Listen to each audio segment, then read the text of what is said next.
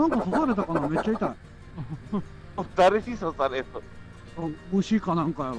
めっちゃ腫れてんじゃん。いや、触った感じ腫れてはない。だから、蜂とかではないと思う。